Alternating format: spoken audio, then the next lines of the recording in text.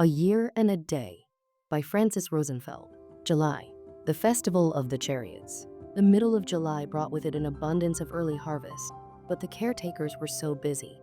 They didn't even notice the buoyant unfolding of life around them. They spent day after day, gathered around the twins, listening to the wisdom the two poured forth. Wisdom whose source nobody really understood, and which, they believed, could only come from on high.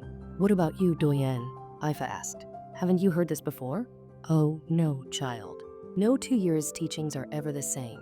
What would be the point of divine guidance if you could sum it up in 1 year? The wisdom has no end." As the summer festival approached, the little stack of messages the twins left with Aifa to give their future selves grew into a sizable pile. "What should I do with all of this?" Aifa looked to her grandmother for advice. "Keep your promise to them, as did all the caretakers since they first arrived in Cray. Keep them in order and return them to the twins next year. And don't forget you need to be mindful of the timing. Do you have any messages to give them this year?" That is between the caretaker and the twins' granddaughter. It is a question that is neither permitted nor answered. You should read the messages you were given as you organize them. Some of those are actually for you. Aifa took some time during the few quiet moments in the hearth to skim through the pile of messages, puzzled by some, amused by others, wondering if there was any point in delivering them at all. After all, in the year to come she might just as well approach complete strangers in the streets of Cray for what it was worth. The ways of the divine are not our ways. She remembered the wisdom of her grandmother. Everything happens for a reason. Sometimes you have to trust before you get a chance to understand. It didn't take Aifa long to figure out the older messages from the new ones. As time unfolded, the missives developed from short, childish comments or expressions of affection to long and elaborate communications, which were timely and precise to a fault. "How is anybody ever going to understand this?" Aifa blurted, exasperated, after she finished reading the detailed instructions for the construction of what she could only surmise was a flying machine. Why would anybody ever believe something like this, or even attempt it? If we were meant to fly, we would have been born with wings. "Sometimes I wish you took my words," said in jest, a little less literally, granddaughter. Her grandmother couldn't help but overhear. Aifa pondered for a long time about what she was supposed to do with this mixture of wisdom and craziness, agonizing over the fact that it was, apparently, her responsibility to decide its fate. After she delivered the messages, they would most likely be lost. The twins had no need for any possessions other than the shirts on their backs. If she didn't deliver them and instead kept them safe in box at the library, they again would be lost, because that defied their very purpose for existing and stunted the twins' ability to communicate with their other selves through time. She decided on option number 3. As soon as she received a message, she wrote it down in a compendium, complete with the time when it was to be delivered and the events that surrounded receiving it. It wasn't much, but it was the best she could think to do. Flying machine indeed. Sometimes I wonder who is crazier, them or me. She brooded over the latest message, then shook her head in disbelief, folded it and placed it in her pocket, to be processed later. She could hear the other caretakers' heated discussion about decorating the chariots. It was almost time for the parade and there was still much work to do to get them ready, so she joined the others to help out. The chariot wheels were quite large, to make it easier for people to pull them through the market square, so the caretakers had to help the twins climb into them. When Aifa held Alma's hand to help her up, the latter left another folded message in the palm of her hand.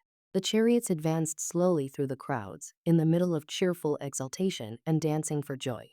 The people of Cray loved to see the twins paraded through town in their full regalia, as the living, breathing embodiments of the divine that they were. The market square was so saturated by color and emotion there didn't seem to be any room for anything else. So much human emotion it overwhelmed the soul.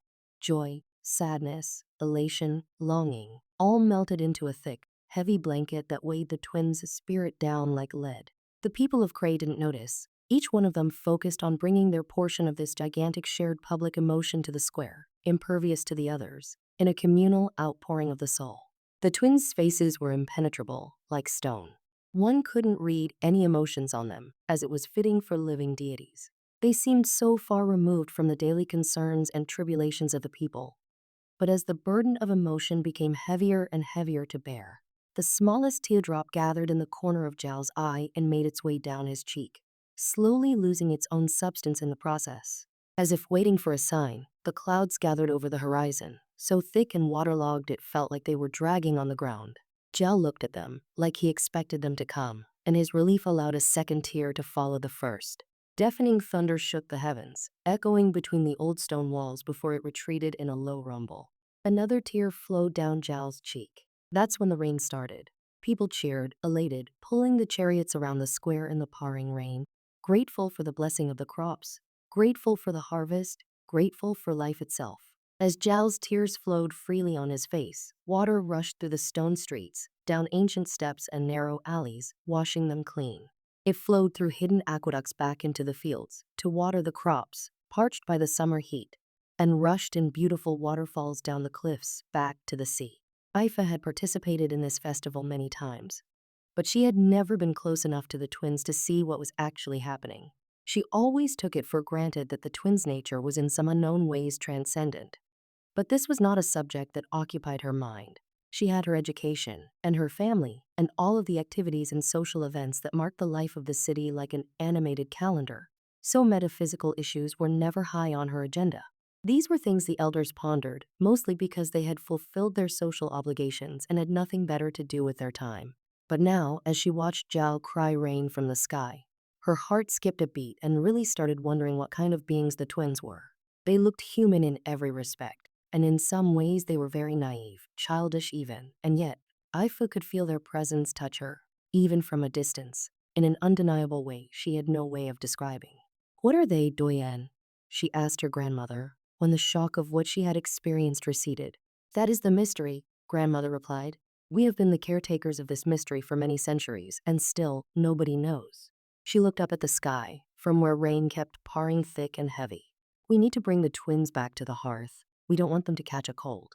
Since the roof had its circular opening right above their sunken water beds, Aifa was worried that they will find the twins' beds filled with water, only to discover, with bewilderment, that they were completely dry. How?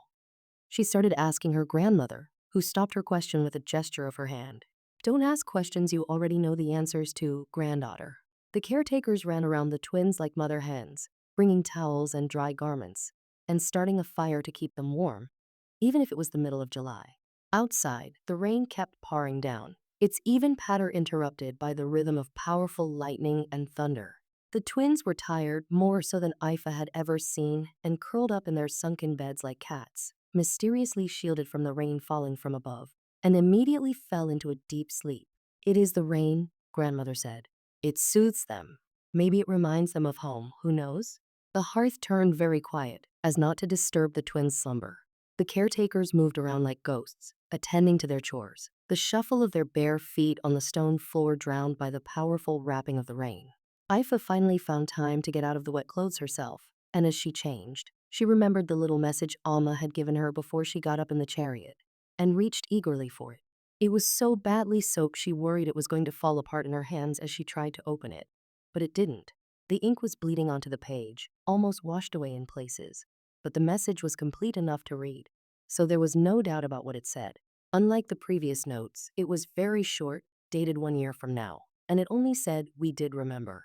"What are you doing, granddaughter?" Grandmother surprised her. "Change out of those wet clothes. You are shivering."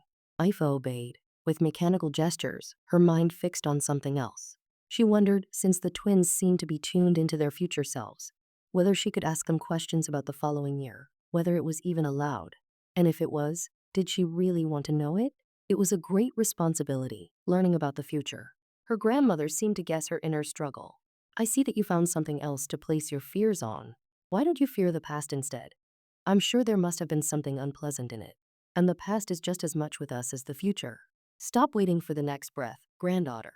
You should be living your life, not allowing your life to live you. Fulfill your purpose, the reason that brought you to this life. The rest is irrelevant." "So, learning about the future is pointless?" Aifa asked. "It all depends on whether what you learn helps you with your life's purpose. If the twins found it in their hearts to allow you a glimpse into their future, they must have done it for a good reason." It was still raining at nightfall, and it was going to rain for days on end. "Why don't we sleep here tonight? There is no point in braving the elements just to have some place to come from in the morning." Aifa looked around and noticed that many of the caretakers had the same idea.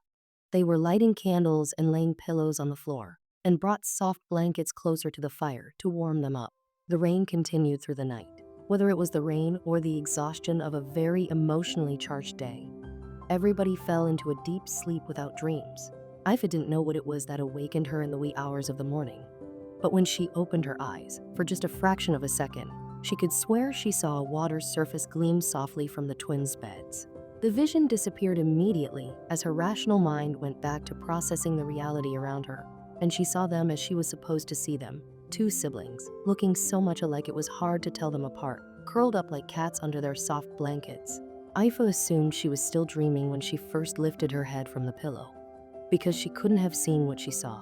She glanced quickly at her grandmother, wondering if the latter had had the same experience. But her grandmother, like everybody else in the great hall, was fast asleep. If there was one good thing about being 13, it was that one didn't take things too seriously. Maybe it had been a dream, maybe it was something she was supposed to see. And if she did, what of it? Nobody would believe her anyway. Aifa shrugged, turned her pillow over, and went back to sleep.